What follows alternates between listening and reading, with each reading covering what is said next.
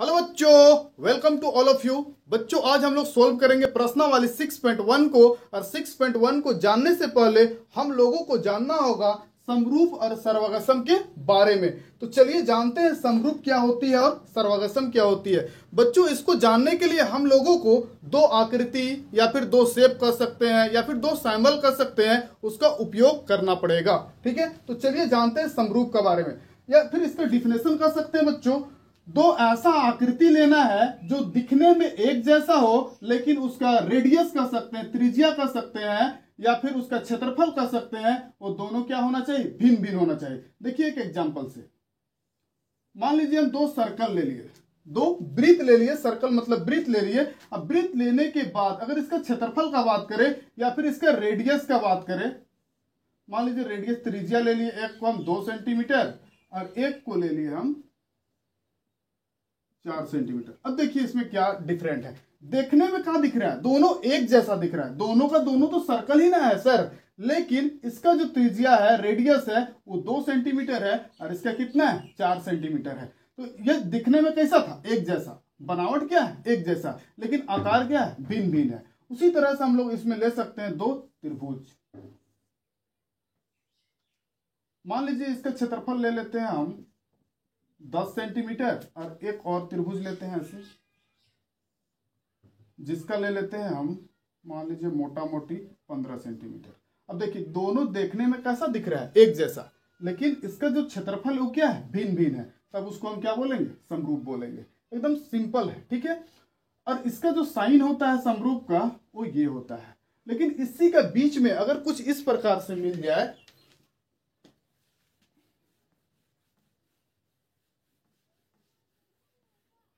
अगर इस प्रकार से मिल जाए, मान लीजिए एक त्रिभुज है और इसका क्षेत्रफल 10 सेंटीमीटर है, नाम भी दे सकते हैं ए बी सी, और एक हमको मिल जाए वृत्त मिल जाए, और इसका अगर क्षेत्रफल का बात किया जाए तो इसको भी हम ले लिए 10 सेंटीमीटर। क्या इसको समरूप बोलेंगे? तो बिल्कुल नहीं बोलेंगे, क्योंकि ये दिखने में क्या है, अलग अलग है, भिन्न भिन्न है, एक जैसा तो नहीं है, तब उसको हम समरूप नहीं कर सकते हैं। ठीक है, ऐसा नहीं कि ये भी 10 है ये भी 10 है, दोनों का क्षेत्रफल तो सेम है, तो सेम वाला को तो सर बोले थे कि समरूप है। तो कब ऐसा होगा, जब दोनों का आकृति, दोनों का डिजाइन, दोनों का बनावट क्या होना चाहिए, एक जैसा होना चाहिए। ठीक है, ये एक छोटा सा कॉन्सेप्ट था। ठीक है,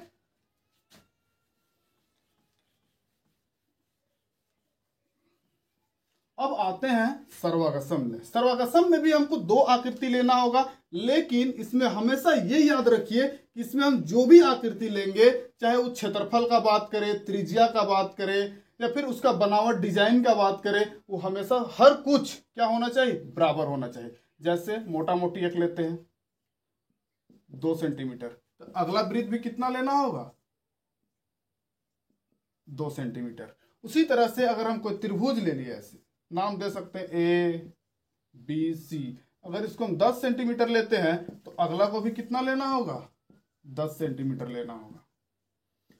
तब इसको हम क्या बोलेंगे, सर्वगसम। अब इसका साइन कैसा होता होगा, तो बच्चों इसका साइन ये वाला है, नीचे में इक्वल टू का साइन और ऊपर में समरूप वाला, तब इसको हम पूरा क्या बोलते हैं, सर्वगसम बोलते हैं। इस तरह से इसका छोटा छोटा 2-4 डिफिनेशन हम बतला दिए हैं। अब इसके बाद इसका हम चैप्टर में जाते हैं। अभी चैप्टर में जाएंगे प्रश्नावली 6.1 में। ठीक है, तो चलिए अभी देखते हैं। थोड़ा सा याद रखिए अभी हम क्या क्या बात बोले हैं। अभी हम कहें कि उसमें डायरेक्ट बतलाने वाले हैं कि कैसे कैसे होता है, अभी एक झटका में समझ में आ जाएगा। ठीक है, तो चलिए चैप्टर में पहुंचते हैं। चलिए देखते हैं प्रश्नावली 6.1 को। यहाँ देखिए पहला का है क्वेश्चन, देखिए पहले, पुस्तकों में दिए शब्दों का, ये साइड वाला बात हो रहा है। ठीक है, शब्दों में से सही शब्दों का प्रयोग करते हुए रिक्त स्थान को क्या करना है, भरना है। चलिए क्वेश्चन नंबर 1 देखते हैं। अभी हम तुरंत इस प्रश्नावली से पहले तुरंत इसका बारे में हम बतलाए थे। अभी देखिए यहाँ क्वेश्चन पहला को क्या बोल रहा है, सभी वृत्त होते हैं, बीच में क्या है, खाली स्थान। ऑप्शन 2 है मेरा पास, फर्स्ट और सेकेंड। अब इसमें उठता है कि ये आंसर होगा या ये आंसर होगा, सर्वगसम या फिर समरूप। तो बच्चों इसका आंसर होगा समरूप। उसका रीजन है बच्चों कि जितना भी हम आकृति बनाते हैं, क्या वो हमेशा हर टाइम क्या एक ही जैसा होगा, तो नहीं, बिल्कुल वो पॉसिबल नहीं हो सकता है। ठीक है, या फिर उसका क्षेत्रफल भी बराबर नहीं रह सकता है। आगे पढ़िएगा। ठीक है, तो हम अभी सिंपल याद रखेंगे, सभी वृत्त क्या होते हैं, समरूप होते हैं। उसी तरह से अगर इसका दूसरा देखते हैं तो सभी वर्ग अब यहाँ पे खाली स्थान है, फिर से सर्वगसम या फिर समरूप। अब जैसे वर्ग का बात आता है, मान लीजिए वर्ग का तो हमेशा 90 डिग्री का एंगल बनाता है, कोण बनाता है। अब मान लीजिए इसका भुजा 2 2 2, वर्ग का जो भुजा अगर एक भुजा 2 है तो बाकी सब कितना रहता है 2। मान लीजिए इसका 4 है, तब देखिए कोण हमेशा इसका क्या है 90 डिग्री। अब इसका भी कितना है 90 डिग्री, लेकिन इसका अनुपात क्या बराबर है, तो इसका अनुपात बराबर होगा जैसे 2/4 2/4 इस टाइप से होगा। ठीक है, सेम सेम तो नहीं है, तब इसको भी हम क्या बोलेंगे समरूप। क्या बोलेंगे समरूप। तीसरा क्या है देखते हैं। तीसरा में देखिए क्या है, तीसरा में सभी खाली स्थान त्रिभुज समरूप होते हैं। किस टाइप का त्रिभुज जो होता है वो समरूप होता है, तो समबाहु या फिर समबाहु या फिर समद्विबाहु। तो बच्चों समबाहु होगा। इसके रीजन क्या है कि समबाहु त्रिभुज जो होता है वो हर जगह पे कितना डिग्री का कोण बना देता है, 60 डिग्री का कोण बनाता है। कितना डिग्री, 60 डिग्री। और मान लीजिए वैसा ही कुछ और भी रहेगा। अब इसमें भी अगर हम देखते हैं इस त्रिभुज में, तो ये भी कितना का रहेगा 60 का, लेकिन भुजा मान लीजिए 2 4 या सॉरी यहाँ पे कितना मान लीजिए 2, तो यहाँ अगर 4 4 4 देते हैं, ये इसका जैसा नहीं हो गया क्वेश्चन नंबर दूसरा का जैसा, तो इसको भी हम क्या बोलेंगे समबाहु। क्या बोलेंगे समबाहु। कोई हार्ड चीज नहीं है, उतना टेंशन लेने वाली बात नहीं है। चौथा देखो क्या है, भुजाओं की समान संख्या वाले दो बहुभुज समरूप होते हैं यदि देखिए पहला क्वेश्चन, उनके संगत कोण क्या होता है बराबर होता है या फिर बराबर हो, तथा उनकी भुजाएं क्या होनी चाहिए समानुपाती होनी चाहिए। तब इस प्रकार से ये मेरा क्या होगा पूरा सोल्व होगा। तो इतना सा है, छोटा सा देख लीजिएगा। अब इसका क्वेश्चन नंबर दूसरा को देखते हैं। दूसरा क्वेश्चन आखिर क्या बोला है।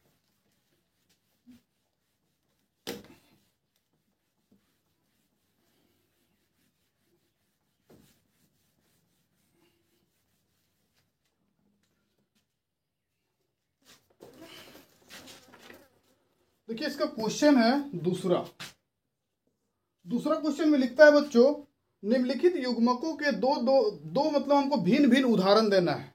दूसरा का पहला देखिए, पहला क्या चीज है समरूप बोला है, समरूप आकृतियां।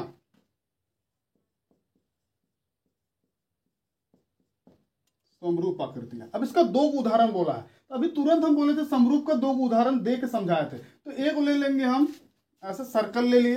अब इसका अगर मान लीजिए 2 सेंटीमीटर है, तो इसका भी हमको कितना लेना होगा 2, और इसका कितना ले लिया हम 4। अब देखिए इसका जो रेडियस है वो भले क्या है अलग अलग है, लेकिन दोनों दिखने में कैसा दिख रहा है एक जैसा। एक तो मिल गया हमको, एक और ऐसे त्रिभुज ले लो।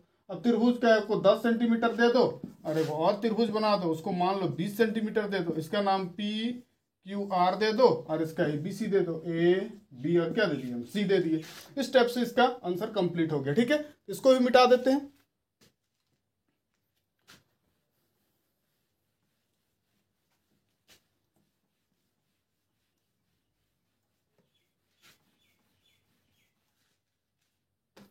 अब देखिए इसका दूसरा का है, ऐसी आकृति जो समरूप नहीं है। इसका दूसरा का ही है, दूसरा का दूसरा यहां लिख दिया है, ऐसी आकृति जो क्या नहीं है समरूप नहीं है।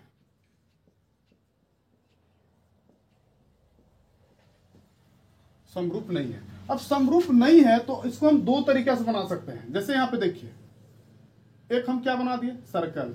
अब सर्कल बनाए हैं तो एक हम क्या बना सकते हैं वर्ग बना सकते हैं। इस तरह से बना दिए। एक और बनाना है तो एक हम वर्ग बना दिए, और एक क्या बना दिए त्रिभुज बना दिए। तो इस प्रकार से इसका एंगल उंगल बैठा सकते हैं। नाम देना चाहे तो ABCD, इसका रेडियस भी आप दे सकते हैं, कोई दिक्कत नहीं। तो इस प्रकार से हम दो को बता दिए कि मेरा क्या है समरूप नहीं है।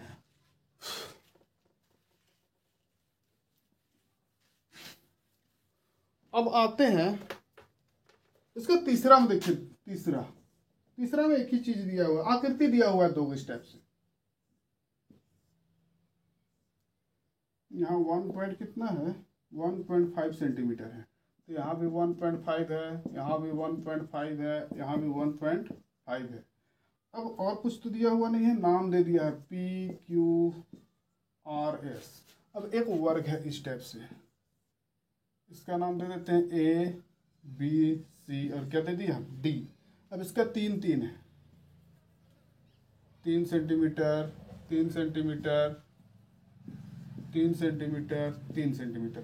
अब देखिए इसमें क्या है इस क्वेश्चन में कि इसका अनुपात तो बराबर हो रहा है 1.5/3, इसमें भी आ जाएगा, इसमें भी आ जाएगा, इसमें सब में आएगा, लेकिन क्या बच्चों इसका एंगल बराबर होगा? एंगल नहीं, किसी भी हाल में ये 90 डिग्री नहीं है। तो लिख देंगे यहां पे यह समरूप